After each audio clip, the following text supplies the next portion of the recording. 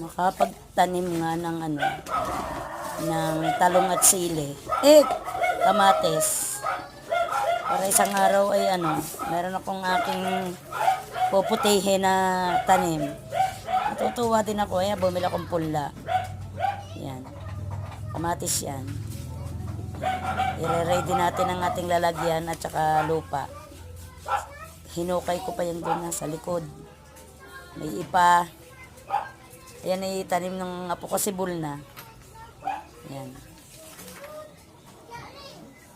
Ayan. Ayusin man natin yung lupa. Alsa natin ng mga